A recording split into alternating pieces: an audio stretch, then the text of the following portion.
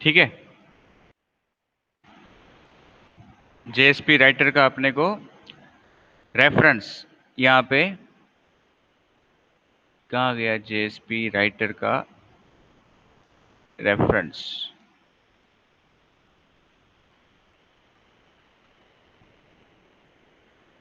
यहाँ पे मिला, ये आउट वेरिएबल में page context dot get out. तो ये अभी जो हमने देखे वेरिएबल्स, थोड़ी देर पहले मैंने आपको बताया कि कुछ प्री डिफाइंड वेरिएबल्स होते हैं यहाँ पे अपने को यूज करने के लिए। ये वाले सभी variables, request, response, session, out, application, etcetera, ये सभी वेरिएबल्स लोकल वेरिएबल्स है। देखो ये सभी को डिफाइन कहाँ पे किया गया है, देखो ये मेथड के अंदर, ये मेथड के अंदर इन सभी वेरिएबल्स को डिक्लेयर किया है। तो ये सभी वेरिएबल्स कैसे कहलाएंगे, लोकल वेरिएबल्स।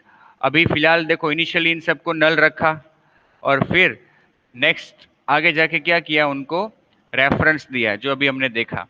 अभी जो हम बात कर रहे हैं वो इसकी बात कर रहे हैं, आउट। आउट की जो किसका कौन से टाइप का वेरिएबल है,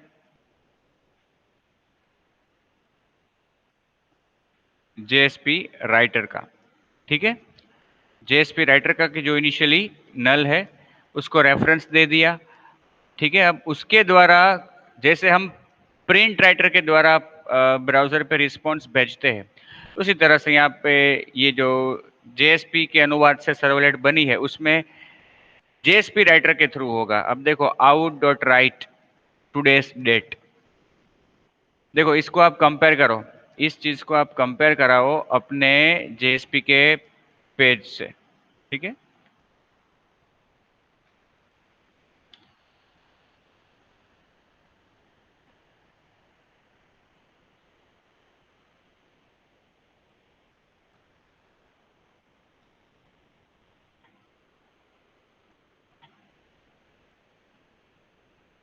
सी ये ऊपर जो मैंने कोडिंग यहाँ पे रखा है वो अपना जेएसपी पेज का कोडिंग है, और नीचे ये अपना अ, जो जनरेट हुआ है सर्वलेट उसका कोडिंग।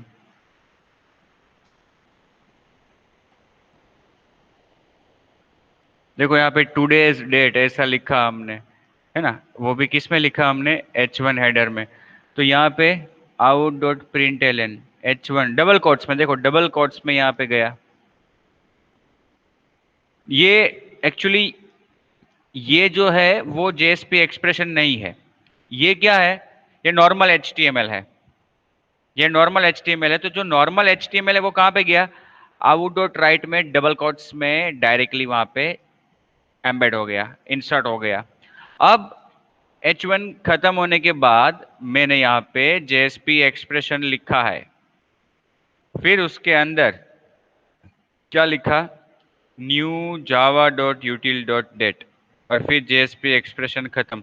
तो इतना मैंने जो लिखा वो कहाँ पे गया, आउट डॉट प्रिंट के अंदर new Java dot util dot date without double quotes. मतलब जेएसपी एक्सप्रेशन में हम लिखेंगे जो भी, वो डायरेक्टली चला जाएगा प्रिंट मेथड के अंदर, और नॉर्मल एचटीएमएल है वो भी जाएगा प्रिंट के अंदर, लेकिन वो डबल कोट्स के साथ जाएगा। फिर हमने नेक्स्ट लाइन की है तो यहाँ पे देखो कैरेज रिटर्न और लाइन फीड कैरेक्टर आया। फिर अगेन नेक्स्ट लाइन जो हमने लिखी है H2 random number H2 over, देखो यहाँ पे डबल कोट्स में H2 random number H2 over, and then math dot floor, वो हमने लिखा जो actually it is JSP expression. तो वो अभी कहाँ पे आया, देखो यहाँ पे out dot print math dot floor math dot random multiply by 100, directly ये आ गया प्रिंट मेथड के अंदर। तो जेएसपी एक्सप्रेशन में जो लिखा हमने वो डायरेक्टली प्रिंट मेथड के अंदर चला गया। और प्रिंट मेथड के अंदर हम ऐसी ही चीज लिख सकते हैं कि जो कुछ रिजल्ट जनरेट कर सकती है या कुछ डिस्प्ले करने में सक्षम हो। ठीक है, has anybody any question regarding that servlet और जेएसपी मीन्स कि जेएसपी एक्सप्रेशन को जो यूज किया उसका जो ट्रांसलेशन होके सर्वलेट बनी, क्या उसमें आया? देखो ये एक्चुअली हम इसको देखेंगे नहीं हर बार, ये तो जस्ट अभी हम पढ़ रहे हैं, हम लर्न कर रहे हैं कि what is JSP, what are JSP expressions, how it works. तो वो इंटरनली कैसे काम करती है ये बताने के लिए मैंने आपको ये चीज़ यहाँ पे बताई। अदरवाइज आपका मतलब तो इससे रहेगा कि आपको क्या करना है। ये तो इंटरनली अपने आप होता है, ये चीज़ अपने आप इंटरनली होती है, हमें पता होना चाहिए। As a developer, we should be aware of this thing. Has anybody any question, friend?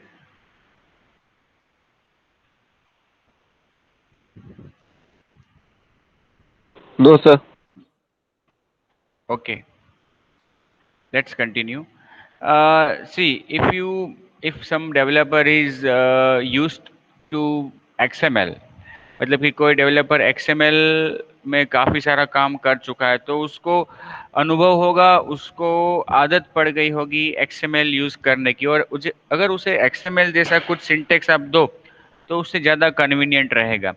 तो अगर आपने XML लिखा है पूरा, तो XML में भी आप JSP एक्सप्रेशन को यूज़ कर सकते हो, XML सिंटेक्स से भी। कैसे? We can also embed the JSP expressions in XML. The syntax for writing such JSP expressions in an XML page is this: JSP colon expression, then आपका Java का expression, मतलब JSP expression में जो भी आप लिखना चाहते हो वो यहाँ पे आ जाएगा आपका कंटेंट, और अंत में JSP एक्सप्रेशन टैग ओवर। तो ये XML सिंटेक्स है JSP एक्सप्रेशन को लिखने की, क्योंकि काफ़ी डेवलपर्स XML में भी काम करते होते हैं।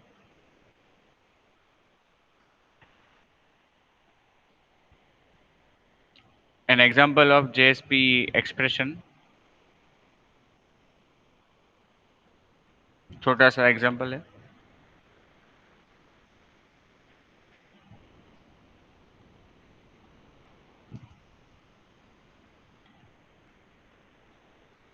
Head, title, title is JSP demo, normal HTML है। बॉडी, फिर H1, today's date. JSP expression में क्या लिखा? New Java dot util dot date. फिर random number, math dot floor, math dot random multiply 100। ये दोनों ही लाइन्स अभी हमने देखी थी। देन सर्वर की इंफॉर्मेशन, सर्वर की इंफॉर्मेशन कैसे यहाँ पे डिस्प्ले की? देखो एक्सप्रेशन में application dot gate server info. अब यहाँ पे ये जो एप्लीकेशन शब्द लिखा है वो क्या है? एप्लीकेशन नाम का वेरिएबल, कि जो अपने को प्री डिफाइन मिलता है। ये एप्लीकेशन नाम का वेरिएबल जो है वो एक्चुअली क्या है? सर्वलेट कॉन्टेक्स्ट का ऑब्जेक्ट है, कि जो हमें ऑलरेडी बिल्ट इन यहाँ पे मिलता है। Application dot gate server info, फिर सेशन आईडी, पता है ना?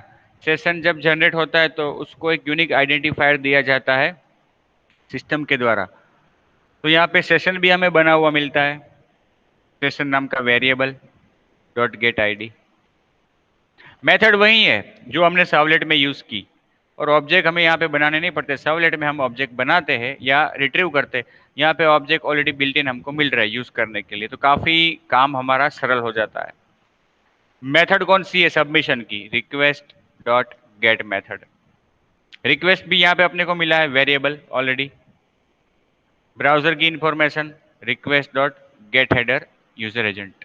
Gate header chapter number 2, request, किसी भी हेडर को रीड करना हो, गेट हेडर मेथड। तो यहाँ पे रिक्वेस्ट ऑब्जेक्ट तो अपने पास है ही, तो हम उसमें से कोई भी इंफॉर्मेशन रिट्रीव कर सकते हैं। सिंपल सा एग्जांपल JSP एक्सप्रेशन को समझने के लिए देखो, ये उसका output today's date, random number, servers information, session ID that is generated automatically, method of submission that is get, और ब्राउजर की information that is user agent, Mozilla, or whatever we are using at the time of testing. Has anybody any question in this small example? No sir. Sir. Yes. Sir वो जो object है वो automatically बन के आता है या हमें बनाना पड़ता है? यहाँ पे ना जेएसपी में हमें ऑब्जेक्ट नहीं बनाना पड़ेगा, काफी सारे ऑब्जेक्ट्स अपने को बने हुए मिलते हैं। ये जो हमने यहाँ पे यूज किया, हाँ सर, यहाँ वो पे रिक्वेस्ट ये जो वाला। ये सब बने हुए आए ना, अभी मैंने आपको नहीं बताया सर्वलेट।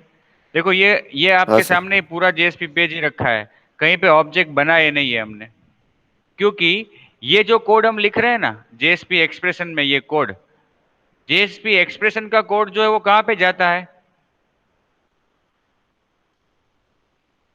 जेएसपी एक्सप्रेशन में जो हम कोड लिखेंगे वो कहाँ पे जाएगा? जेएसपी सर्विस मेथड के अंदर। कहाँ पे जाएगा? जेएसपी सर्विस मेथड के अंदर। और जेएसपी सर्विस मेथड में ऑलरेडी ये वेरिएबल्स, देखो देखो ये आपके सामने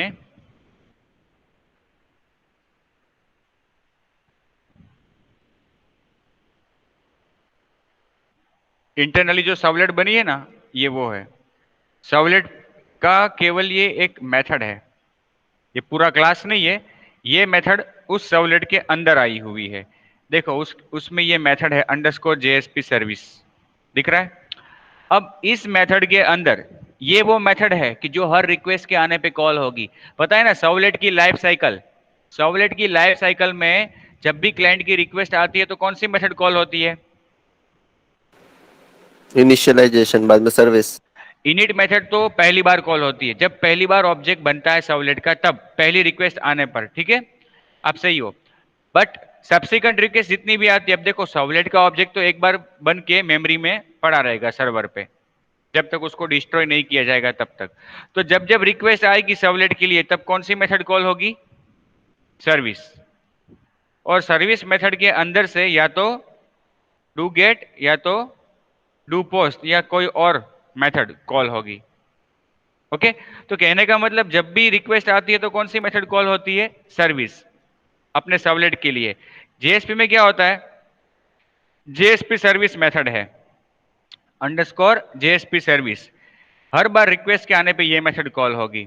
और इस मेथड के अंदर आप देखो इतने सारे वेरिएबल्स ऑलरेडी बने हुए हैं। देखो सेशन बना हुआ है, पेज कंटेक्स्ट है, एप्लीकेशन मतलब कि सर्वलेट कंटेक्स्ट है, कॉन्फ़िग है, जेएसपी राइटर है, पेज है, ठीक है? और यहाँ पे यहाँ पे एक्चुअली थोड़ा क्रॉप हो गया है।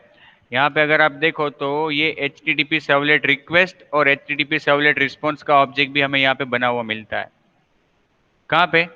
अपनी सर्वलेट में, सॉरी जेएसपी यस, सर्विस। ये जो जनरेट होके सर्वलेट बनती है उसमें। तो जैसे हमें डू गेट मेथड के अंदर सर्वलेट में जब हम डू गेट मेथड लिखते हैं तो हमें दो ऑब्जेक्ट मिलते हैं आर्ग्यूमेंट। कौन कौन से दो ऑब्जेक्ट मिलते हैं? HTTP servlet request and HTTP servlet response. Response. उसी तरह से यहाँ पे भी क्रॉप हो गया है। जो सर्वलेट बनती है ना उसके अनुवाद से, हाँ, जो जेएसपी के अनुवाद से जो सर्वलेट बनती है उसमें भी ये दोनों पैरामीटर्स होते हैं, रिक्वेस्ट और रिस्पॉन्स। तो रिक्वेस्ट और रिस्पॉन्स एज ए आर्ग्यूमेंट मिलते हैं, इसलिए यहाँ पे उन्हें नहीं बताया गया।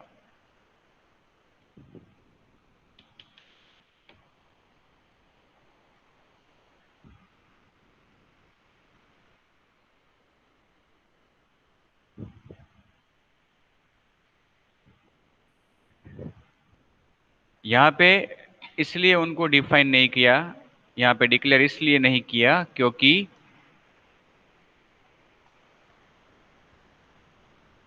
यहाँ पे नहीं डिक्लेयर किया रिक्वेस्ट और रिस्पॉन्स को, क्योंकि वो यहाँ पे मिले हैं। दो आर्ग्यूमेंट यहाँ पे मिलती है, रिक्वेस्ट और रिस्पॉन्स। एक्चुअली इस पीसी में तो होगा नहीं, फिर भी मैं देखता हूँ, अगर मिलता है तो आपको उस सर्वलेट का कोडिंग दिखाने का प्रयत्न करता हूँ। अपाचे, यहाँ पे Tomcat 7 work, Catalina local host.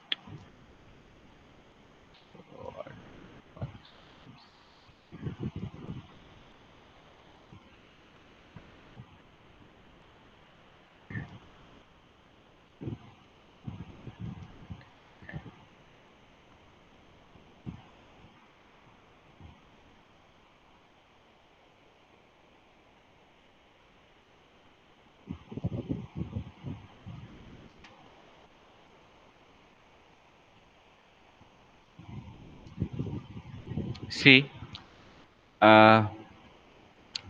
दूसरे अकाउंट से आपको मैं एक स्क्रीन प्रेजेंट कर रहा हूँ।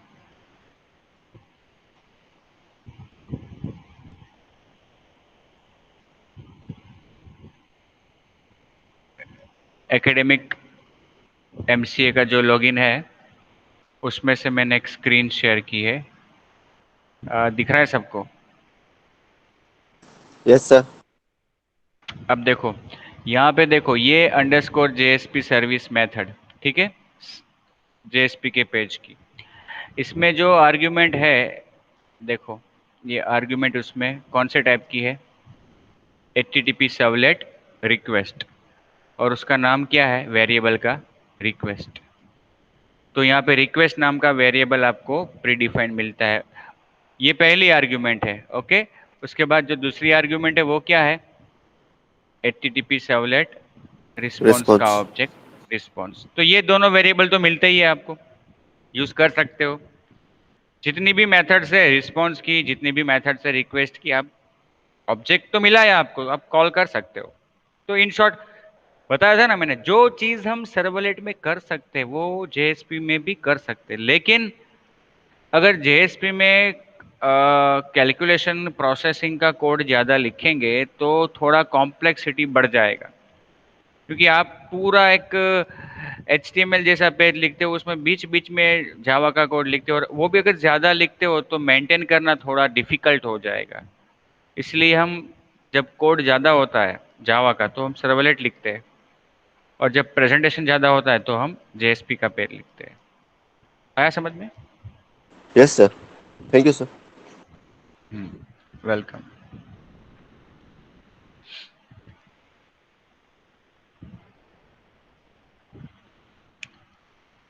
Is my screen visible? Another screen? No sir. Okay.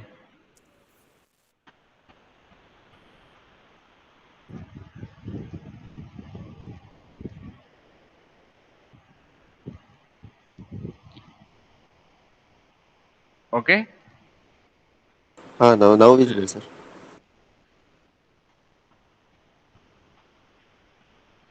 Okay. Comparing servlets to JSP pages. Almost from the discussion in previous sections, we can conclude that we can write a JSP which can perform exactly the same task as a servlet will do.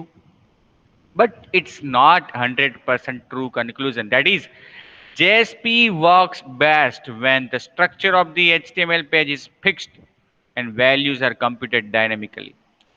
JSP best काम करता है कब, best कार्य करता है वो कब, best result देगा आपको, कि जब आपके पेज का स्ट्रक्चर, पूरा HTML के पेज का स्ट्रक्चर फिक्स है, और कहीं कहीं पे आपको उसमें डायनेमिक वैल्यूज शो करनी है, डायनेमिक डेटा इंसर्ट करना है। तो वो डायनेमिक डेटा आप जावा के कोड के जरिए कर सकते हैं, जो आप या तो जेएसपी एक्सप्रेशन, स्क्रिप्टलेट या डिक्लेरेशन के जरिए वॉट एवर मैकेनिज्म यूज करके कर सकते हो।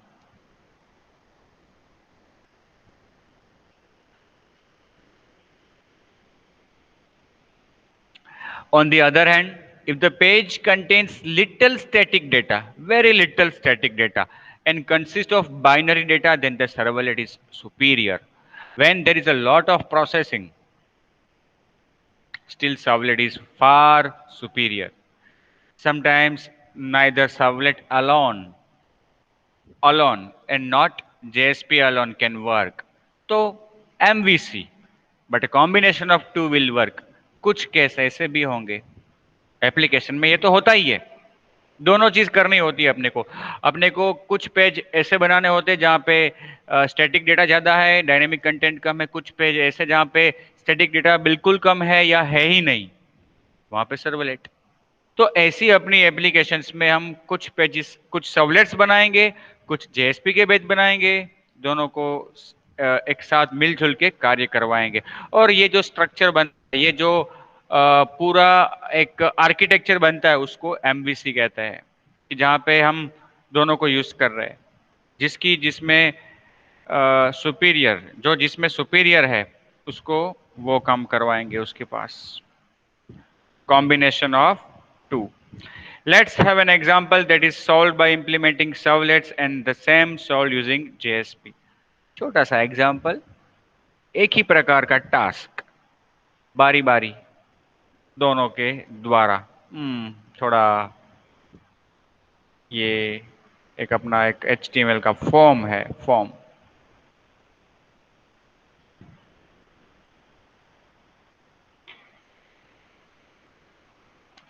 ये एक HTML का फॉर्म है, data entry form, HTML head, title, student details, title दिया है हमने।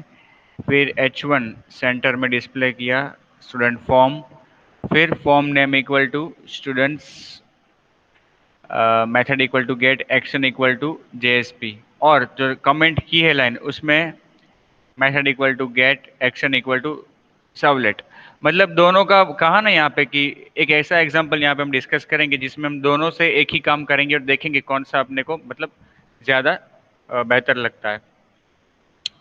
तो पहले सपोज कि हम सर्वलेट से करते हैं, तो इस लाइन को अनकमेंट करके इस लाइन को रहने देंगे, ऊपर की लाइन को अनकमेंट करेंगे, कमेंट करेंगे। Roll number input type equal to text, name equal to TXT roll number. Again next line में name input type equal to text, name equal to TXT name, size equal to 20, नाम क्या है इसका, TXT name.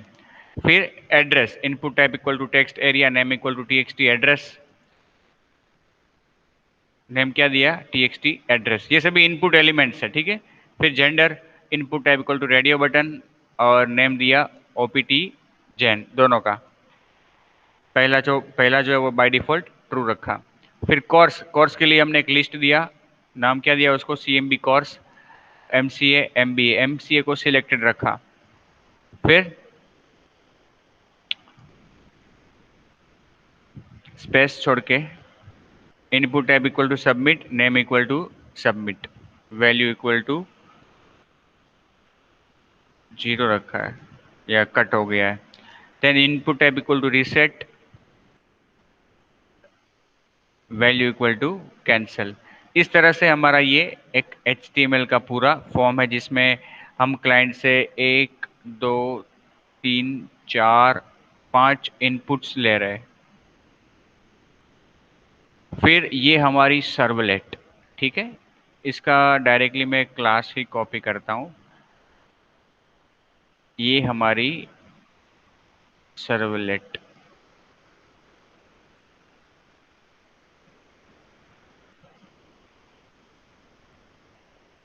Servlet में सबसे पहले print writer का object retrieve किया, रिस्पॉन्स के जरिए कंटेंट टाइप सेट किया, टेक्स्ट HTML।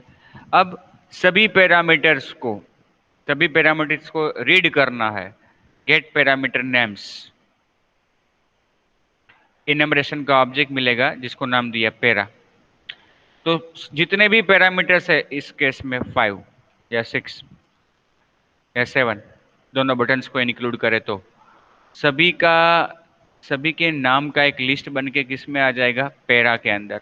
फिर हमने एक लूप चलाई, सॉरी पहले कंडीशन चेक की कि अगर पैरामीटर्स है तो टेम्पररी वेरिएबल लिया, आई को इनिशियलाइज किया 0 से, फिर प्रिंट राइटर के ऑब्जेक्ट थ्रू प्रिंट करवाया HTML हेड टाइटल। देखो रिस्पॉन्स में ये सब कुछ भेज रहे हैं हम।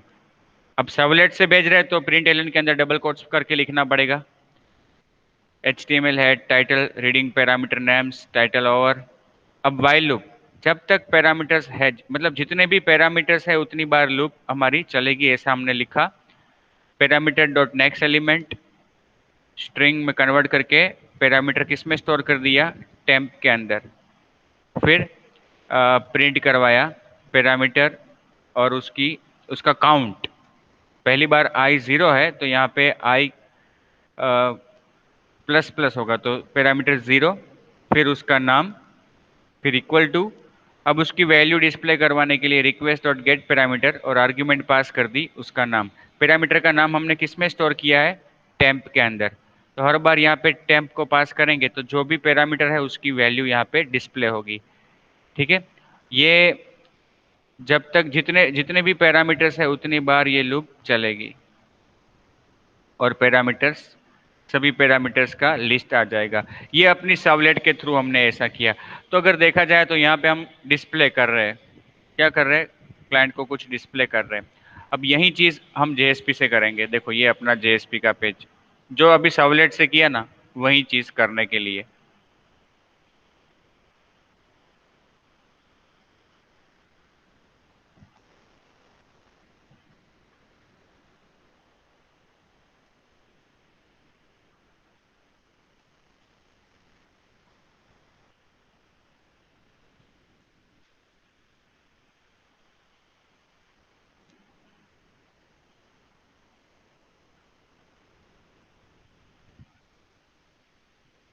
जेएसपी का पेज नॉर्मली एचटीएमएल लिख सकते हो। HTML head title student data, reading student data, then roll number equal to request dot get parameter TXT roll number, request dot get parameter txt name, address request dot get parameter txt address, gender request dot get parameter opt gender, course request dot get parameter cmb course। यहाँ पे हमने directly get parameter और parameter के नाम हमें पता है, तो हमने डायरेक्टली यहाँ पे प्रिंट कर दिया। अदरवाइज यहाँ पे भी हम लूप लिख सकते थे, यहाँ पे हम लूप लिख सकते हैं, नहीं लिख सकते ऐसा नहीं है। लेकिन सपोज कि लूप नहीं लिखी है, सबको इंडिविजुअल डिस्प्ले किया, तो भी कोडिंग इतना ही हुआ, केवल इतना ही कोडिंग हुआ। और यही चीज जब हमने सर्वलेट से की तो काफी सारा जावा का कोड यहाँ पे हमने लिखा। तो कहने का मतलब जो चीज़ आप सर्वलेट में कर सकते हो वो जेएस में भी कर सकते हो, जेएसपी में जो कर सकते हो वो सर्वलेट में भी कर सकते हो। लेकिन दोनों के अपने अलग अलग रास्ते हैं कि जहाँ पे वो अच्छी तरह काम करता है। तो जब आउटपुट देना हो तो जेएसपी इज फार सुपीरियर। देखने में भी वो क्लमजी नहीं हो जाएगा और स्वच्छ लगेगा, इजीली रीडेबल अंडरस्टेबल लगेगा। और प्रोसेसिंग अगर ज़्यादा है तो जेएसपी थोड़ा क्या हो जाएगा, तब क्लमजी हो जाएगा। तब ज़्यादा बेहतर कौन सा रहेगा, सर्वलेट। तो ये एक ही कोड, एक ही एग्जाम्पल हमने दोनों तरह से यहाँ पे परफॉर्म किए। अब आपके दिमाग में ये प्रश्न उपस्थित होगा कि यहाँ पे हमने फॉर लूप लिखी है, सॉरी वाइल लूप लिखी है सर्वलेट के अंदर, तो यही चीज़ हमें जेएसपी में भी करनी हो तो कर सकते हैं। लेकिन जेएसपी में अगर आपको लूप लिखनी है, कंडीशन लिखनी है, तो उसके लिए आपको स्क्रिप्टलेट का यूज़ करना होगा। किसका यूज़ करना होगा, स्क्रिप्टलेट, जो अभी हमने डिस्कस नहीं किया है। अभी तो हमने केवल जेएसपी एक्सप्रेशन को डिस्कस किया है, तो उसका एग्जाम्पल लिया। ठीक है। Has anybody any question friends, any doubts? तो सर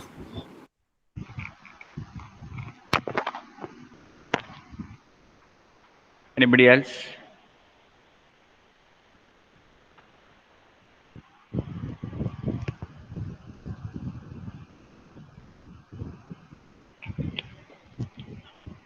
चिंतन, एनी क्वेश्चन?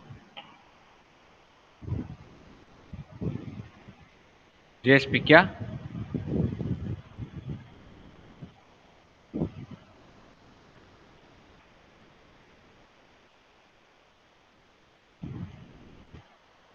जेएसपी एक्सप्रेशन को H1 में रख सकते हैं?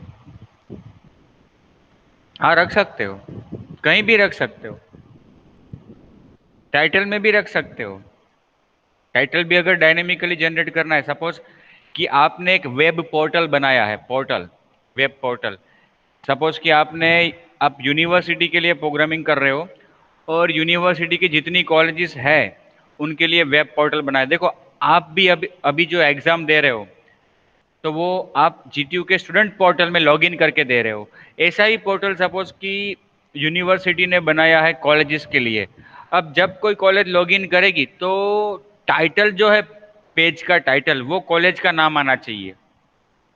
जो कॉलेज लॉगिन करती है ना, उसका नाम होना चाहिए टाइटल में। तो इसका मतलब क्या हुआ, टाइटल है वो स्टैटिक नहीं होना चाहिए, वो डायनेमिक होना चाहिए। कर सकते हैं। अगर जेएसपी का पेज लिखा है, जेएसपी एक्सप्रेशन का यूज़ करो, बीन का यूज़ करो, आगे जाके हम वो पता चलेगा हमें कि ये कैसे अच्छी तरह कैसे कर सकते हैं, लेकिन अभी के लिए जेएसपी एक्सप्रेशन से भी कर सकते हैं। कहीं पे भी लिख सकते हो आप, वैलिड जगह पे जहां से आउटपुट हो सकता है वहां पे लिख सकते हो। और जेएसपी एक्सप्रेशन तो चीज ही ऐसी है कि जो डायरेक्टली आउटपुट में जाएगी, तो उसको कहीं भी आप लिख सकते हो जरूरत पड़ने पर।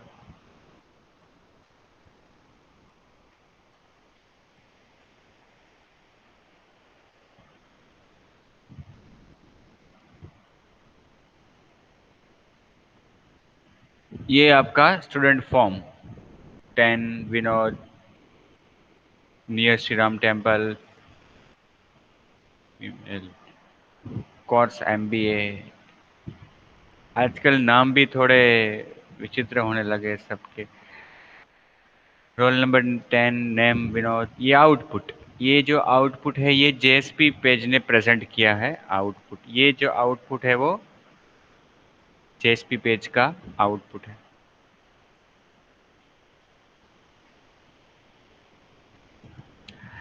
राइटिंग स्क्रिप्टलेट्स, ये अब हम कल नेक्स्ट सेशन में डिस्कस करेंगे स्क्रिप्टलेट्स को। ठीक है।